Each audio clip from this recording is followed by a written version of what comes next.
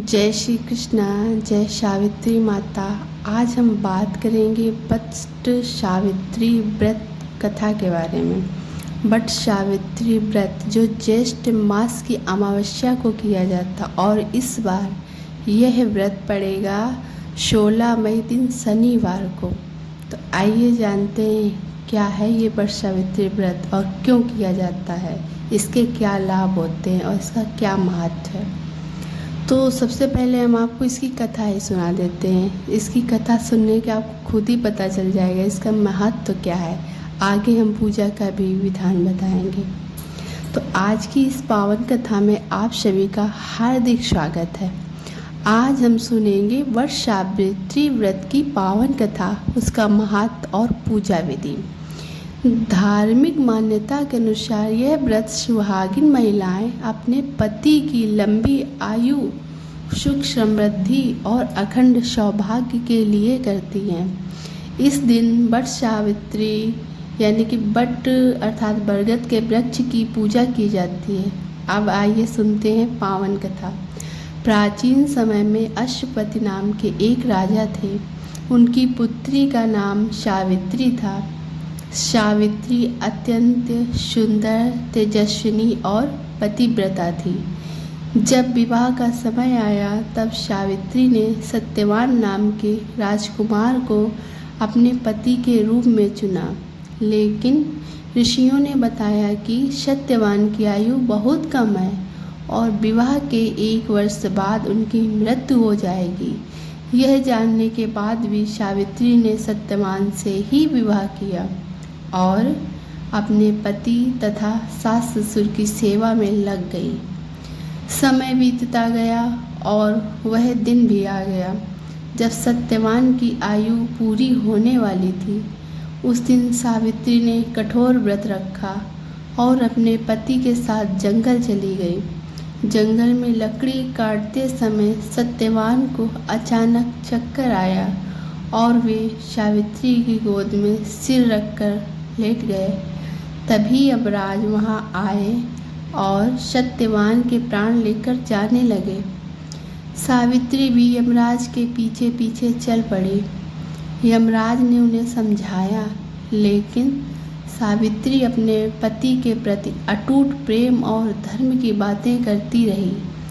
सावित्री की भक्ति और पवित्रता धर्म से प्रसन्न होकर यमराज ने उन्हें वर मांगने को कहा। यमराज सावित्री के पतिव्रता धर्म से बहुत प्रसन्न हुए और उन्होंने उससे कहा कि सावित्री कोई वर मांगिए। सावित्री ने पहले अपने सास ससुर की आंखों की रोशनी और खोया हुआ राज्य मांगा, फिर अपने पिता के लिए संतान का वरदान मांगा।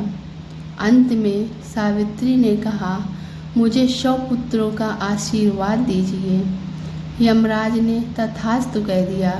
तब सावित्री ने विनम्रता से कहा, हे देव, पति के बिना संतान कैसे होगी। यह सुनकर यमराज प्रसन्न हो गए और उन्होंने सत्यवान को पुनः जीवन दान दे दिया। तभी से वट सावित्री व्रत का महत्व माना जाने लगा और महिलाएं श्रद्धा और भक्ति से यह व्रत रखती हैं। और अब जानते हैं पूजा विधि। तो सबसे पहले जान लेते हैं पूजन की सामग्री क्या है।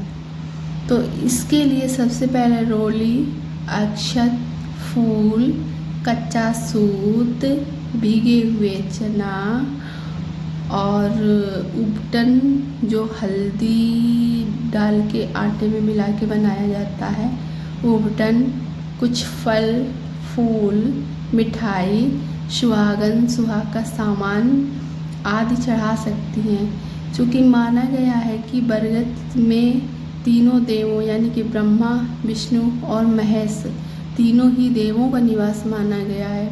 इसीलिए बरगद के वृक्ष के नीचे ही पूजा ज़्यादा अच्छी होती है, उत्तम माना गया पूजा करना।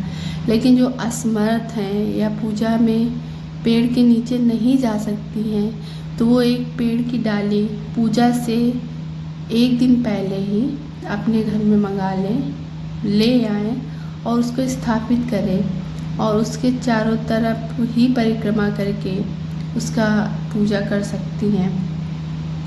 तो पूजा की विधि यह है कि सुबह स्नान करके स्वच्छ वस्त्र धारण करें, वट वृक्ष के पास जाकर जल अर्पित करें, रोली, अक्षत, फूल और धागा चढ़ाएं।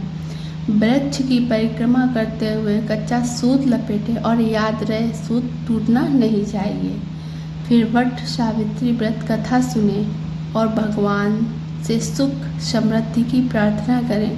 जो भी श्रद्धा और भक्ति से यह व्रत करता है उसके जीवन में सुख समृद्धि शांति और उसका सौभाग्य अखंड बना रहता है। अगर आपको यह कथा पसंद आई हो तो मेरे वीडियो को लाइक करें, शेयर करें और हाँ, चैनल को सब्सक्राइब करना बिल्कुल भी मत भूलिएगा। और एक बात कहनी थी कि इस व्रत में क्रोध नहीं करना चाहिए, झूठ और अपशब्द से बचें, तामसिक भोजन न करें, पेड़ पौधों को नुकसान न पहुंचाएं और हाँ, शुभ मंत्र ओम नमः शिवाय या ओम सावित्रै नमः इसका जाप करते रहें। और इस व्रत में वैसे तो हमारे इधर खाना भी खा लेते हैं, लेकिन इसमें फलाहार, दूध, सूखे मेवे, साबूदाना, सेंधा नमक वाला भोजन ही उत्तम माना गया है।